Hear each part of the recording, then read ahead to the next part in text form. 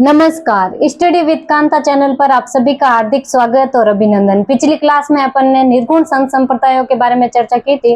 निर्गुण संत संप्रदायों में अपन ने रामसनेय संप्रदाय पर चर्चा की थी। आज अपन उसी के आगे निर्गुण संत संप्रदायों में आज शैव संप्रदायों के बारे में चर्चा करेंगे। शैव संप्रदायों में पूछ ले कौन कौन से संप्रदाय आते हैं। शैव संप्रदाय का मतलब जो शिव की पूजा करते हैं, ठीक है, शिव की आराधना करते हैं, वो शैव संप्रदाय। जिसमें कौन कौन आते हैं? पाशुपत या लकुली संप्रदाय, पाशुपत जिसे क्या कहते हैं, लकुली संप्रदाय। लिंगायत संप्रदाय, लिंगायत संप्रदाय के अलावा कश्मीरी शैव संप्रदाय, कश्मीरी शैव संप्रदाय के अलावा कापालिक संप्रदाय, और कापालिक संप्रदाय के अलावा अपने हैं नाथ संप्रदाय, ठीक है।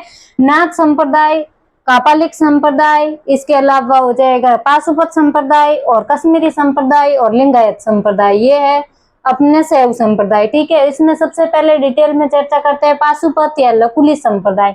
पाशुपत या लकुलिक संप्रदाय के प्रवर्तक पूछ ले आपको कौन है, तो लकुलिस ऋषि है। लकुलिस ऋषि है जो इनके प्रवर्तक रहे थे, जिन्हें शिव का अंतिम अवतार या शिव का 28वां अवतार माना जाता है। किसको? लकुलिस ऋषि को।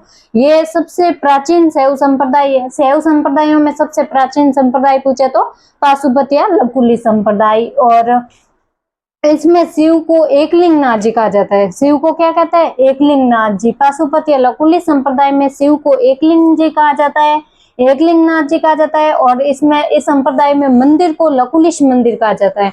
मंदिर को लकुलिश मंदिर और शिव को क्या कहते हैं? एकलिंग नाथ जी। इसके अलावा इस संप्रदाय के जो साधु होते हैं वो हाथ में दंड रखते हैं, दंड जिसे चिमटा कहते हैं, चिमटा धारण करते हैं, दंड धारण करते हैं हाथ में इस संप्रदाय के साधु। राजस्थान में प्रसिद्ध ऋषि पूछ ले इस संप्रदाय का, तो पाशुपत संप्रदाय का राजस्थान में प्रसिद्ध ऋषि वे अपने हारित ऋषि। हारित ऋषि जो बप्पा रावल या फिर अपने काल भोज जिसे कहते हैं बप्पा रावल, इन्हीं के आशीर्वाद से मेवाड़ के शासक बनते हैं। कौन? अपने बप्पा रावल, ठीक है, वही हारित ऋषि है ये। और इस संप्रदाय का प्रमुख मंदिर पूछ ले कहाँ पे है, तो कैलाशपुरी गांव उदयपुर में एकलिंगनाथ जी का मंदिर। एकलिंगनाथ जी का मंदिर कहाँ पे है? कैलाशपुरी गांव नागदा उदयपुर में, ठीक है। ये देखिएगा कैलाशपुरी गांव उदयपुर, नागदा उदयपुर में एकलिंगनाथ जी या लकुलिश मंदिर है, जहाँ चतुर्मुखी शिवलिंग है। यहाँ पे शिवलिंग कैसा है? चतुर्मुखी शिवलिंग है, जहाँ पूजा की जाती है इनकी। और ये गुइल या सिसोदिया वंश के कुल देवता कहे जाते हैं एकलिंगनाथ जी, गुइल या सिसोदिया वंश के कुल देवता।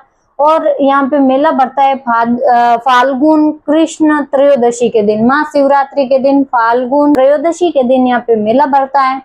और इस मंदिर का निर्माण पूछ ले किसने करवाया था, तो मेवाड़ के शासक काल भोज या बप्पा रावल, जिनके आशीर्वाद से ही मेवाड़ के शासक बने थे काल भोज हरित ऋषि के, उन्हीं के शिष्य थे ये काल भोज या बप्पा रावल ने इनका निर्माण करवाया था इस मंदिर का। जहाँ चैत्र अमावस्या को ध्वजा की रस्म होती है।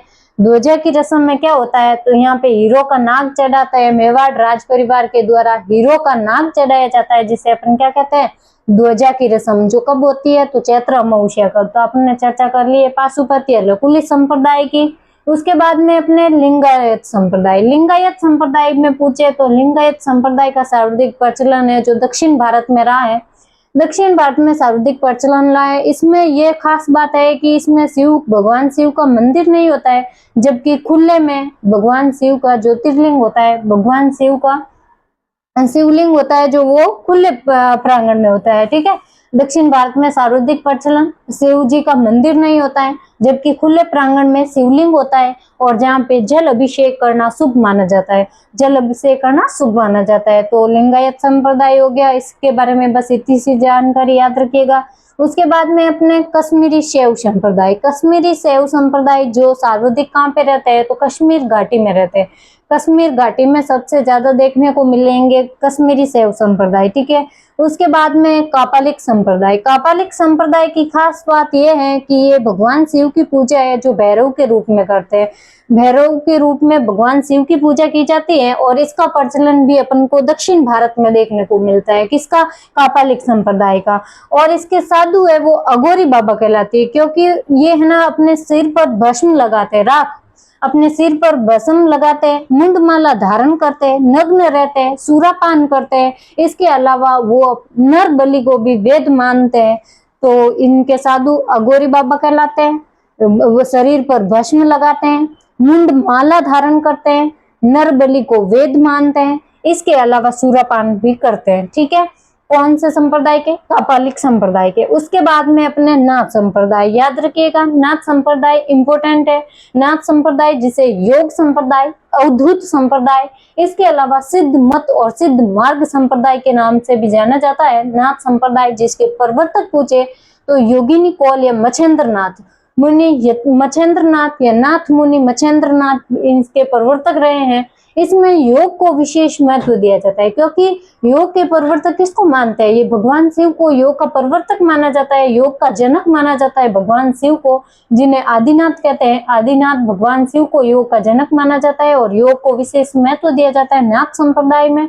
और मच्छेंद्रनाथ जी के नाथ संप्रदाय के प्रवर्तक मच्छेंद्रनाथ जी के दो शिष्य हुए थे। कौन कौन से? एक तो थे गोरखनाथ जी, जो अपने जसनाथ जी के भी गुरु थे। जसनाथ जी के गुरु गोरखनाथ जी, और एक थे अपने जालंधरनाथ जी।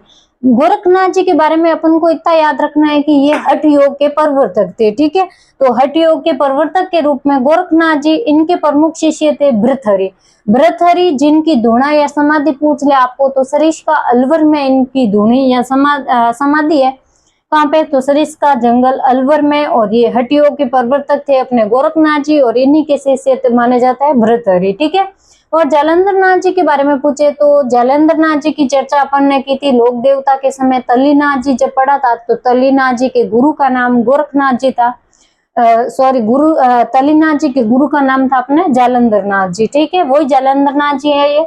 जालंधरनाथ जी जिनकी तपोभूमि है सिरे मंदिर। सिरे मंदिर कहाँ पे है पूछे तो जालोर में। जालोर में सिरे मंदिर इनकी तपोभूमि रहा है। और राजस्थान में नाथ संप्रदाय के दो पंथ या वर्ग प्रचलित है। कौन कौन से पूछे आपको तो राजस्थान में नाथ संप्रदाय के दो पंथ है, जिनमें से एक है वैराग पंथ, जिसे वैराग पंथी भी कहते हैं। दूसरा है मान पंथ या पाव पंथ कहते हैं, जिसे मान पंथी कहलाता है। ये वैराग पंथ जो कि जिसकी प्रधान प्रमुख केंद्र पूछे तो राताडूंगा नागौर के अंदर है। कौन सा? वैराग पंथ। ठीक है, वैराग पंथी का प्रमुख केंद्र कहाँ है? राताडूंगा नागौर में। इस संप्रदाय का प्रमुख केंद्र है जो राताडूंगा पुष्कर व बुढ़ा पुष्कर रहा है। और इसके अनुयायियों को, इस संप्रदाय के अनुयायी है जो नाथ संप्रदाय के जो अनुयायी है, उन अनुयायियों का क्षेत्र है जो मुख्यतः रहा है अपना मारवाड़ क्षेत्र, जबकि संप्रदाय का प्रमुख केंद्र रहा है राताडूंगा। वही मानपंथी या पावपंथी के बारे में पूछ ले आपको, मानपंथ या पावपंथ के बारे में, तो इनका प्रमुख केंद्र रहा है अपने महामंदिर जोधपुर। महामंदिर जोधपुर में, जहाँ पे महाराजा मानसिंह थे, अपने मारवाड़ के महाराजा थे मानसिंह, इन्होंने यहाँ पे मंदिर का निर्माण करवाया था, जो 84 खंभों का मंदिर कहा जाता है। इन्होंने ये मंदिर का निर्माण करवाया था। नाथ संप्रदाय के संत हुआ करते थे आयस देवनाथ। आयस देवनाथ जी हेतु ये मां मंदिर में इन्होंने 84 खंभों का मंदिर का निर्माण करवाया था। और महाराजा मानसिंह ने ही संत नाथ संप्रदाय के संत आयस देवनाथ जी के बेटे थे उदयनाथ जी, उनके उदयनाथ जी हेतु भी उन्होंने मंदिर का निर्माण करवाया था। उदयनाथ मंदिर ये भी जोधपुर में। ठीक है, तो अपने जोधपुर में मानपंथी और वैरागपंथी के प्रमुख केंद्र राताडूंगा नागौर में। मारवाड़ के महाराजा जो कौन थे? मानसिंह। इस समय संत आयसनाथ जी को इन्होंने अपना गुरु बनाया था, आयसनाथ जी को, और जोधपुर में मां मंदिर का निर्माण करवाया था इन्हीं के लिए। और इनके पुत्र थे उदयनाथ जी, उनके तो उदय मंदिर का निर्माण करवाया था। किन्होंने? यह भी करवाया था महाराजा मानसिंह ने। और सिरे मंदिर जालोर का जो निर्माण करवाया था, सिरे मंदिर जालंधरनाथ जी की तपोभूमि रही थी, उसका निर्माण पूछे तो भी करवाया था अपने मारवाड़ के महाराजा मानसिंह जी ने निर्माण करवाया था। तो अपन ने चर्चा कर ली है आज शैव संप्रदायों के बारे में। शैव संप्रदायों में लकुली संप्रदाय, कापालिक संप्रदाय, कश्मीरी संप्रदाय, इसके अलावा पूछ ले लिंगायत संप्रदाय और नाथ संप्रदाय, इनकी चर्चा कर ली है। बाकी बचे निर्गुण संप्रदाय और वैष्णव संप्रदाय के बारे में चर्चा करेंगे अपन अगली क्लास में।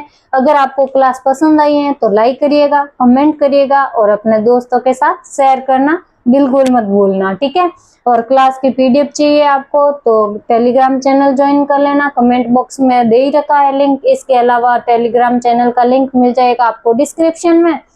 तो अभी के लिए इतना ही, मिलते हैं फिर अगली क्लास में बाकी बच्चे वैष्णव संप्रदायों के साथ में। तब तक के लिए धन्यवाद। जय हिंद, जय भारत।